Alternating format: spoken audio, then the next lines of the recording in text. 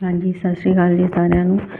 ਅੱਜ मैं ਤੁਹਾਡੇ ਅੱਗੇ ਜਿਹੜਾ ਕੁਐਸਚਨ ਲੈ ਕੇ ਆਈ ਹਾਂ ਉਹ ਯੂਨਿਟ 2 ਦਾ ਆ। ਪੇਪਰ ਪਹਿਲਾ ਹੀ ਹੈ ਯੂਨਿਟ 2 ਅਤੇ ਇਹਦੇ ਵਿੱਚ ਸ਼੍ਰੀ ਗੁਰੂ ਨਾਨਕ ਦੇਵ ਜੀ ਦੇ ਆਸਾ ਜੀ ਦੀ ਵਾਰ ਬਾਰੇ ਲਿਖਿਆ ਗਿਆ ਆ। ਇਹਦੇ ਵਿੱਚ ਕੁਐਸਚਨ ਪੁੱਛਿਆ ਗਿਆ ਕਿ ਸ਼੍ਰੀ ਗੁਰੂ ਨਾਨਕ ਦੇਵ ਜੀ ਦੀ ਜੀਵਨ ਅਤੇ ਰਚਨਾ ਬਾਰੇ ਲਿਖੋ। ਸਭ ਤੋਂ ਪਹਿਲਾਂ ਅਸੀਂ ਥੋੜ੍ਹਾ ਬਹੁਤਾ ਉਹਨਾਂ ਦੇ ਜੀਵਨ ਬਾਰੇ ਦੱਸਾਂਗੇ, ਫਿਰ ਅਸੀਂ ਜਿਹੜਾ ਕੀ ਆ ਉਹਨਾਂ ਦੇ ਰਚਨਾਵਾਂ ਬਾਰੇ ਦੱਸਾਂਗੇ।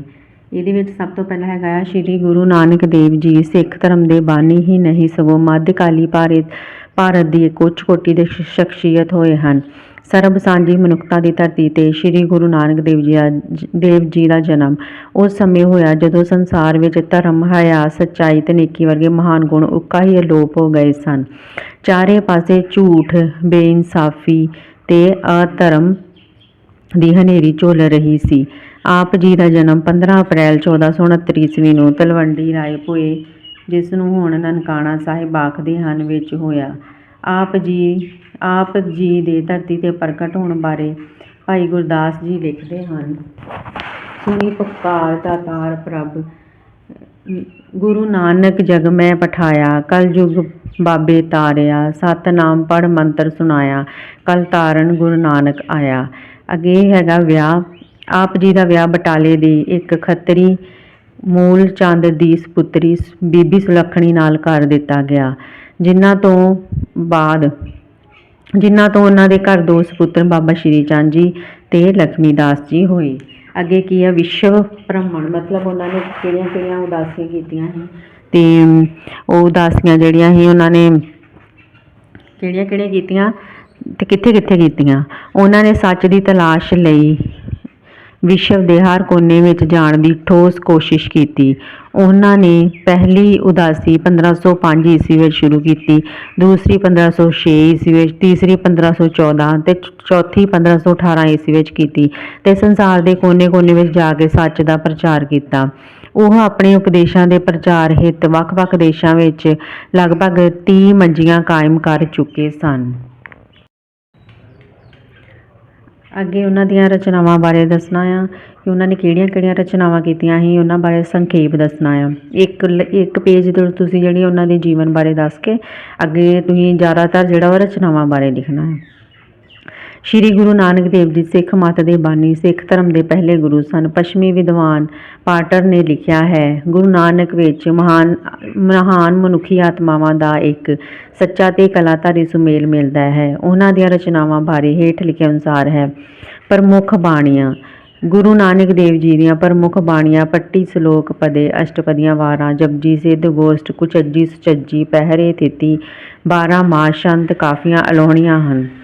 ਬਾਣੀਆਂ ਦੇ ਰਾਗ।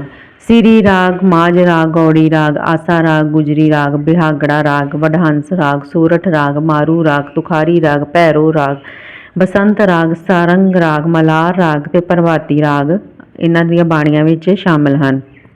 ਅੱਗੇ ਹੈ ਪੱਟੀ। ਵਿਦਵਾਨਾਂ ਦਾ ਇਹ ਆਮ ਵਿਚਾਰ ਹੈ ਕਿ ਪੱਟੀ ਆਪ ਜੀ ਦੀਆਂ ਮੁੱਢਲੀਆਂ ਰਚਨਾਵਾਂ ਵਿੱਚੋਂ ਇੱਕ ਹੈ। ਇਹ ਬਾਣੀ 35 ਅੱਖਰੀ ਦੇ ਰੂਪ ਵਿੱਚ ਹੈ। ਅੱਖਰਾਂ ਦੀ ਤਰਤੀਬ ਇਸ ਤਰ੍ਹਾਂ ਹੈ: ਸੱਸਾ, ਈੜੀ, ਊੜਾ, ঙ, ਕੱਕਾ, ੜਾੜਾ, ਹਾਹਾ ਅਤੇ ਆ ਅੱਖਰਾਂ ਦਾ ਉਚਾਰਨ ਗੁਰਮੁਖੀ ਵਰਗ ਹੈ, ਜਿਵੇਂ ਸੱਸਾ, ਕੱਕਾ, ਘੜਾ ਆਦਿ। ਇਹ ਰਚਨਾ ਪੰਜਾਬੀ ਦੀ ਪਹਿਲੀ 35 ਅੱਖਰੀ ਹੈ। ਵਾਰ ਮਲਾਰ ਮਹੱਲਾ ਪਹਿਲਾ ਵਿੱਚ ਗੁਰੂ ਜੀ ਆਖਦੇ ਹਨ ਕਿ ਪਰਮਾਤਮਾ ਆਪ ਹੀ ਸਭ ਕੁਝ ਕਰਾਉਣ ਵਾਲਾ ਹੈ। ਆਪੇ ਪੱਟੀ ਕਲਮ ਆਪ ਉੱਪਰ ਲੇਖ ਭਿੱਟ, ਏਕੋ ਕਹੀਏ ਨਾਨਕਾ ਦੂਜੇ ਕਾਹੇ ਕੂੰ। ਅੱਗੇ ਹੈਗਾ ਆ ਦੱਖਣੀ ਓਂਕਾਰ। ਦੱਖਣੀ ਓਂਕਾਰ ਪੱਟੀ ਵਰਗੀ ਅੱਖਰਾਂ ਨੂੰ ਦ੍ਰਿਸ਼ਟੀ ਵਿੱਚ ਦੱਖਣੀ ਓਂਕਾਰ ਪੱਟੀ ਵਰਗੀ ਰਚਨਾ ਹੈ। ਇਸ ਵਿੱਚ 52 ਅੱਖਰਾਂ ਨੂੰ ਦ੍ਰਿਸ਼ਟੀ ਵਿੱਚ ਰੱਖਿਆ ਗਿਆ ਹੈ। ਇਸ ਰਚਨਾ ਵਿੱਚ ਅੱਖਰ ਤੋਂ ਕੋਈ ਸ਼ਬਦ ਬਣਾ ਕੇ ਕਾਵਿ ਦੇ ਆਰੰਭ ਵਿੱਚ ਦਿੱਤਾ ਗਿਆ ਹੈ। ਅੱਖਰ ਕ੍ਰਮ ਵਿੱਚ ਉਚਾਰਨ ਦਾ ਇੱਕ ਫਰਕ ਸਾਹਮਣੇ ਆਉਂਦਾ ਹੈ, ਜਿਵੇਂ ঙ ਦੀ ਥਾਂ ਗੋ ਲਿਖਿਆ ਹੈ ਅਤੇ ਜੋ ਦੀ ਥਾਂ ਜੋ, ਮਤਲਬ ਯਈਏ ਦੀ ਥਾਂ ਜੱਜਾ ਲਿਖਿਆ ਹੈ ਅਤੇ ঙ ਦੀ ਥਾਂ ਗੱਗੇ ਨੂੰ ਔਂਕੜ ਲਿਖਿਆ ਹੈ। ਇਸ ਰਚਨਾ ਅਨੁਸਾਰ ਪ੍ਰਭੂ ਦੀ ਪ੍ਰੇਮ ਭਰਪੂਰ ਦ੍ਰਿਸ਼ਟੀ ਨਾਲ ਜੀਵ ਗੁਰਮੁਖ ਬਣ ਜਾਂਦਾ ਹੈ। ਉਦੋਂ ਮਨ ਅਤੇ ਤਨ ਆਨੰਦ ਦੀ ਅਵਸਥਾ ਨੂੰ ਅਨੁਭਵ ਕਰਦੇ ਹਨ, ਜਿਵੇਂ ਪ੍ਰੇਮ ਬੁਲਾਈ ਕਲੀ ਸਿਓ ਮਨਮੈ ਸ਼ਬਦ ਆਨੰਦ, ਲਾਲ ਰਤੀ ਲਾਲੀ ਭਈ ਗੁਰਮੁਖ ਭਈ ਨਿਚਿੰਦ। ਸਲੋਕ। ਅੱਗੇ ਉਹਨਾਂ ਦੀ ਰਚਨਾ ਹੈਗੀ ਸ਼ਲੋਕ, ਉਹਦੇ ਬਾਰੇ ਅਸੀਂ ਪੜ੍ਹਦੇ ਹਾਂ। ਵਿਦਵਾਨਾਂ ਦਾ ਵਿਚਾਰ ਹੈ ਕਿ ਗੁਰੂ ਸਾਹਿਬ ਜੀ ਨੇ 258 ਸ਼ਲੋਕਾਂ ਦੀ ਰਚਨਾ ਕੀਤੀ ਹੈ, ਜਿਨ੍ਹਾਂ ਵਿੱਚੋਂ 32 ਸ਼ਲੋਕ ਆਦਿ ਗ੍ਰੰਥ ਵਿੱਚ, ਸ਼ਲੋਕ ਵਾਰਾਂ ਤੋਂ ਵਧੇਕ ਸਿਰਲੇਖ ਹੇਠ ਦਰਜ ਹਨ। ਡਾਕਟਰ ਗੁਰਦੇਵ ਸਿੰਘ ਅਨੁਸਾਰ ਆਪ ਦੁਆਰਾ ਰਚਿਤ ਸ਼ਲੋਕਾਂ ਦੇ ਕੁਝ ਕੁ ਵਿਸ਼ੇਸ਼ ਗੁਣ ਹਨ। ਅਕਾਲ ਪੁਰਖ ਦੀ ਸ਼ੋਭਾ, ਸਿਆਸੀ, ਮਜਲਸੀ ਤੇ ਮਜ਼ਹਬੀ, ਧਾਰਮਿਕ, ਸਾਮਿਆ ਸਮਕਾਲੀ ਵਾਤਾਵਰਣ ਦੀ ਪਰਖ ਪੜਚੋਲ, ਰਾਹੋ ਰੀਤਾਂ ਦਾ ਖੰਡਨ ਮੰਡਨ, ਭਗਤੀ ਭਾਵਨਾ, ਅਮਲੀ ਜੀਵਨ, ਸ਼ੁੱਧਤਾ, ਪਵਿੱਤਰਤਾ ਆਦਿ। ਉਦਾਹਰਨ ਹੈ, ਕਾਜੀ ਹੋਏ ਕਹਿ ਬਹੇ ਨਿਆਏ, ਫੇਰੇ ਤਸਬੀ ਕਰੇ ਖੁਦਾਏ, ਵੱਡੀ ਲੈ ਕੇ ਹੱਕ ਗਵਾਏ, ਜੇ ਕੋ ਪੁੱਛੇ ਤਾਂ ਪੜ੍ਹ ਸੁਣਾਏ। ਅੱਗੇ ਕੀ ਹੈਗਾ ਹੈ ਪਦੇ। ਪਦੇ ਬਾਰੇ ਇਹਨਾਂ ਨੇ ਲਿਖਿਆ ਹੋਇਆ ਹੈ ਕਿ ਪਦੇ ਸ਼ਲੋਕਾਂ ਵਾਂਗ ਗੁਰੂ ਜੀ ਦੀ ਰਚਨਾ ਵਿੱਚ ਪਦੇ ਵੀ ਮਿਲਦੇ ਹਨ। ਇਹ ਪਦੇ 4 ਪਦਾਂ ਵਾਲੇ, ਚੌਪਦਾ, 5 ਪਦਾਂ ਵਾਲੇ 5 ਪਦੀ, 6 ਪਦਾਂ ਵਾਲੇ 6 ਪਦੀ ਵਾਲੇ ਵੀ ਹਨ। ਇਹਨਾਂ ਦੇ ਪ੍ਰਮੁੱਖ ਗੁਣ ਹਨ ਗੁਰੂ ਦੀ ਮਹੱਤਤਾ, ਵੈਰਾਗ ਪੂਰਨਤਾ, ਨਿਜਤਾ ਤੇ ਸਮਾਜਿਕਤਾ ਦਾ ਸਿਮਰਨ, ਸਮਾਜਿਕਤਾ ਦਾ ਮਿਸ਼ਰਣ, ਭਗਤੀ ਭਾਵਨਾ, ਬਿੰਬਾਂ ਦੇ ਪ੍ਰਤੀਕਾਂ ਦੀ ਵਰਤੋਂ ਆਦਿ। ਅੱਗੇ ਹੈਗੇ ਅਸ਼ਟਪਦੀਆਂ ਵਿੱਚ ਉਹਨਾਂ ਨੇ 8 ਪਦਿਆਂ ਦੀ ਰਚਨਾ ਨੂੰ ਅਸ਼ਟਪਦੀ ਕਹਿੰਦੇ ਹਨ। ਆਦਿ ਗ੍ਰੰਥ ਵਿੱਚ ਗੁਰੂ ਨਾਨਕ ਦੇਵ ਜੀ ਦੁਆਰਾ ਰਚਿਤ 102 ਅਸ਼ਟਪਦੀਆਂ ਮਿਲਦੀਆਂ ਹਨ।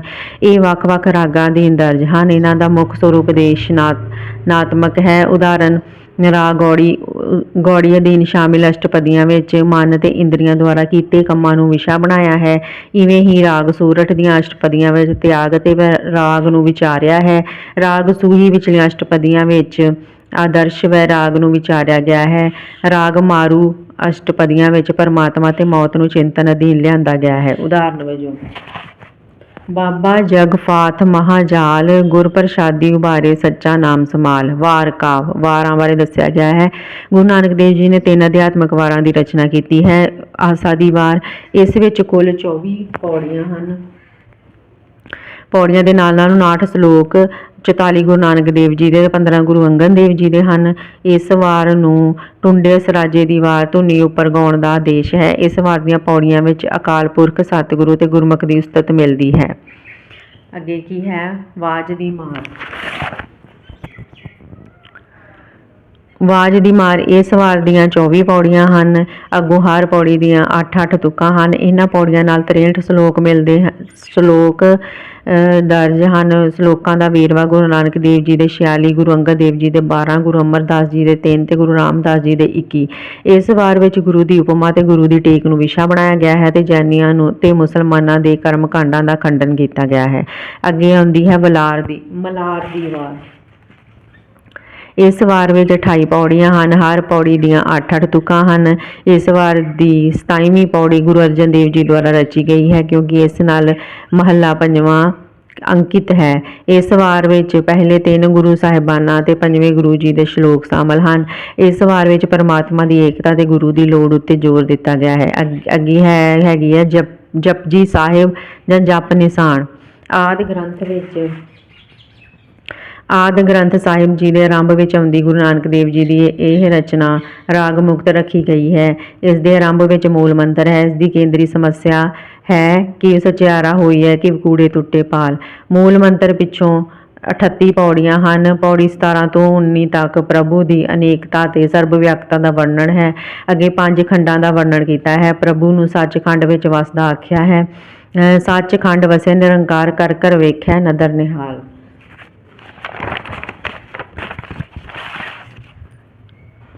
ਅੱਗੇ ਹੈ ਤਿੱਥੇ ਖੰਡ ਮੰਡਲ ਪੰਡ, ਜੇ ਕੋ ਕਥੇ ਤਾਂ ਅੰਤ ਨਾ ਅੰਤ। ਅੱਗੇ ਆ ਜਾਂਦੀ ਹੈ ਸਿੱਧ ਗੋਸ਼ਟ। ਇਸ ਬਾਣੀ ਵਿੱਚ ਗੁਰੂ ਨਾਨਕ ਦੇਵ ਜੀ ਦੇ ਸਿੱਧਾਂ ਨਾਲ ਕੀਤੀ ਗਈ ਗੋਸ਼ਟ ਦਰਜ ਹੈ।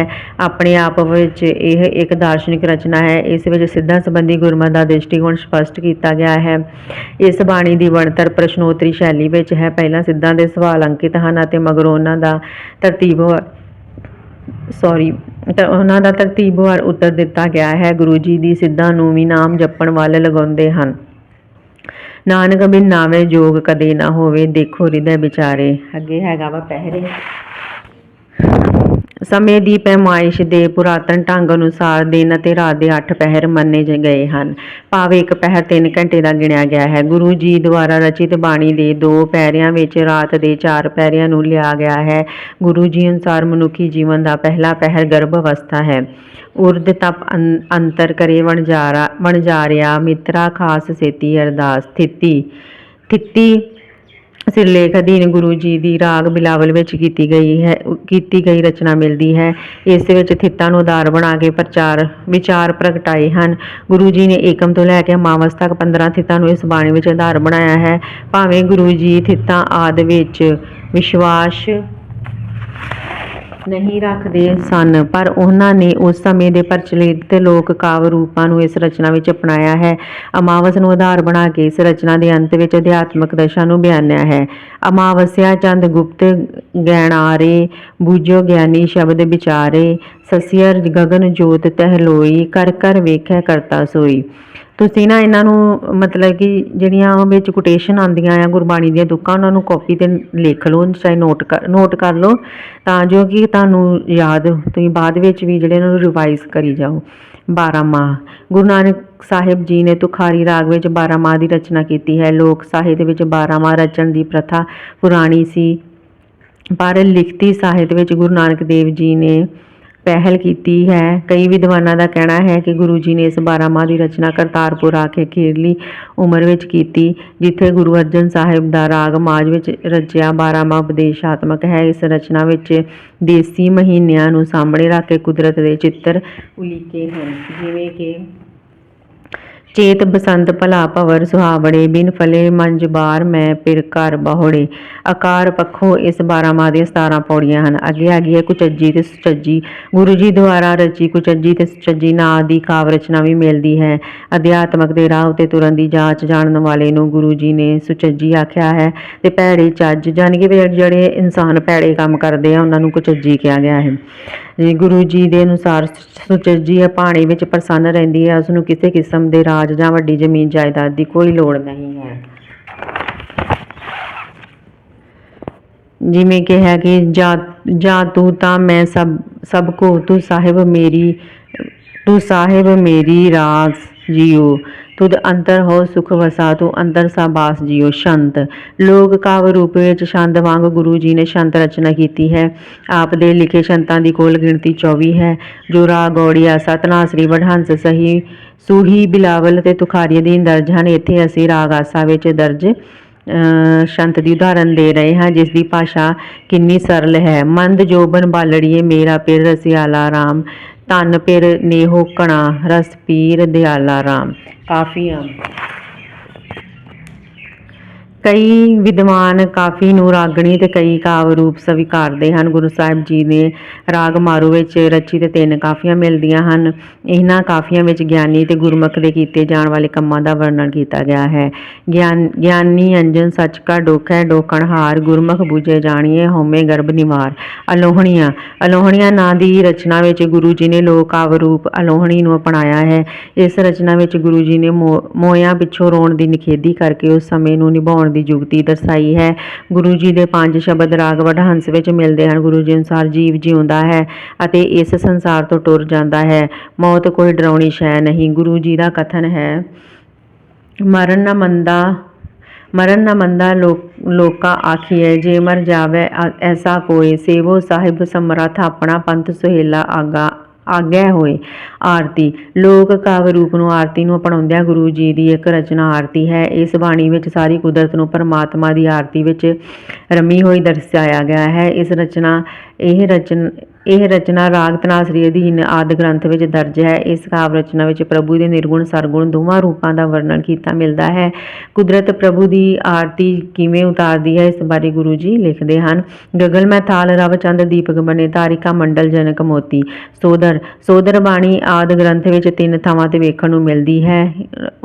ਨੰਬਰ 1 ਜਪਜੀ ਵਿੱਚ, ਰਹਿਰਾਸ ਵਿੱਚ ਤੇ ਰਾਗ ਆਸਾ ਵਿੱਚ। ਸੋਦਰ ਦਾ ਮੁੱਖ ਵਿਸ਼ਾ ਬ੍ਰਹਮੰਡ ਭਾਵ ਸਾਰੇ ਵਿਸ਼ਵ ਦਾ ਪ੍ਰਭੂ ਭਗਤੀ ਭਾਵਨਾ ਵਿੱਚ ਲੀਨ ਹੋ ਕੇ ਪ੍ਰਭੂ ਦਾ ਗੁਣ ਗਾਇਨ ਕਰਨਾ ਹੈ। ਸਾਰੀ ਸ੍ਰਿਸ਼ਟੀ ਦਾ ਰਾਗ ਨਾਦ ਅਗਨੀ ਚਿੱਤਰਗੁਪਤ ਇੰਦਰ ਪਰੀਆਂ ਬ੍ਰਹਮਾ ਧਰਮ ਰਾਜ ਸਿੱਧ ਜਤੀ ਸਤੀ ਸਾਧ 14 ਰਤਨ 18 ਤੀਰਥਾਂ ਸੂਰਬੀਰ ਯੋਧੇ ਸਿੱਧ ਖੰਡ ਬ੍ਰਹਮੰਡ ਆਦਿ ਸਾਰੇ ਪ੍ਰਭੂ ਦੇ ਗੁਣਾਂ ਦਾ ਗਾਇਨ ਕਰ ਰਹੇ ਹਨ। ਪਰ ਉਸ ਪ੍ਰਭੂ ਦੇ ਗੁਣਾਂ ਦਾ ਗਾਇਨ ਉਹੀ ਕਰਦਾ ਹੈ ਜੋ ਉਸ ਦੇ ਮਨ ਨੂੰ ਚੰਗਾ ਲੱਗਦਾ ਹੈ। ਸੋਈ ਤੁਧਨੋਂ ਗਾਵਨ ਜੋ ਤੁਧ ਭਾਵ ਰਤੇ ਤੇਰੇ ਭਗਤ ਰਸਾਲੇ ਹੋਰ ਕਿਤੇ ਗਾਵਨ ਸੇ ਮੈਂ ਚਿਤਨਾਵ ਨਾਨਕਿਆ ਵਿਚਾਰੇ। ਇਹ ਸੀਗਾ ਤੁਹਾਡਾ ਸ਼੍ਰੀ ਗੁਰੂ ਨਾਨਕ ਦੇਵ ਜੀ ਦੇ ਰਚਨਾਵਾਂ ਤੇ ਉਹਨਾਂ ਦੇ ਜੀਵਨ ਬਾਰੇ ਉਹਦਾ ਕੁਐਸਚਨ, ਤੇ ਇਹਨੂੰ ਤੁਸੀਂ ਕਾਪੀ ਤੇ ਵੀ ਨੋਟ ਕਰ ਸਕਦੇ ਆ। ਬਾਕੀ ਲਾਸਟ ਤੇ ਤੁਸੀਂ ਸਿੱਟਾ ਕੱਢ ਦੇਣਾ ਵਾ, ਜੋ ਵੀ ਤੁਸੀਂ ਇਸ ਕੁਐਸਚਨ ਵਿੱਚ ਪੜਿਆ ਉਹ ਥੋੜਾ ਬਹੁਤਾ ਲਾਸਟ 'ਚ ਲਿਖ ਦੇਣਾ ਆ। ਬਾਕੀ ਤੁਸੀਂ ਬਾਕੀ ਹੋਰ ਵੀ ਮੈਂ ਕੁਐਸਚਨ ਬਣਾਏ ਹੋਏ ਨੇ, ਪਰ ਮੇਰਾ ਟਾਈਮ ਹੀ ਨਹੀਂ ਲੱਗ ਰਿਹਾ ਕਿਉਂਕਿ ਮੈਂ ਜੌਬ ਵੀ ਕਰਦੀ ਹਾਂ, ਇਸ ਕਰਕੇ ਵੀਡੀਓਜ਼ ਲਈ ਟਾਈਮ ਕੱਢਣਾ ਵੀ ਮੇਰੇ ਲਈ ਬਹੁਤ ਮੁਸ਼ਕਿਲ ਹੈ। ਇਸ ਲਈ ਮੈਂ ਹੌਲੀ ਹੌਲੀ ਕਰਕੇ ਸਾਰੀਆਂ ਵੀਡੀਓਜ਼ ਬਣਾ ਕੇ ਜ਼ਰੂਰ ਪਾਵਾਂਗੀ। ਤੁਸੀਂ ਜਿਹੜਾ ਆ ਇਸੇ ਤਰ੍ਹਾਂ ਮੇਰਾ ਜਿਹੜਾ ਚੈਨਲ ਆ ਵਾਚ ਕਰਦੇ ਰਹੋ, ਇਹਨੂੰ ਸ਼ੇਅਰ ਕਰੋ, ਵੱਧ ਤੋਂ ਵੱਧ ਸ਼ੇਅਰ ਕਰੋ, ਤੇ ਜਿਨ੍ਹਾਂ ਨੇ ਵੀ ਮੇਰਾ ਚੈਨਲ ਸਬਸਕ੍ਰਾਈਬ ਕੀਤਾ ਉਹਨਾਂ ਲਈ ਬਹੁਤ ਬਹੁਤ ਧੰਨਵਾਦ। ਤੇ ਇਸੇ ਤਰ੍ਹਾਂ ਮੇਰੇ ਚੈਨਲ ਨੂੰ ਸਪੋਰਟ ਕਰਦੇ ਰਹੋ ਤਾਂ ਜੋ ਮੈਨੂੰ ਮੋਟੀਵੇਸ਼ਨ ਮਿਲਦੀ ਰਹੇ ਤੇ ਮੈਂ ਤੁਹਾਡੇ ਲਈ ਜੋ ਕੀ ਹੈ ਮਤਲਬ ਕਿ ਉਤਸ਼ਾਹਿਤ ਹੋ ਕੇ ਜਿਹੜੇ ਆ ਉਹ ਕੁਐਸਚਨ ਬਣਾਵਾਂ ਤੇ ਤੁਹਾਡੇ ਅੱਗੇ ਪੇਸ਼ ਕਰਾਂ। ਧੰਨਵਾਦ ਜੀ।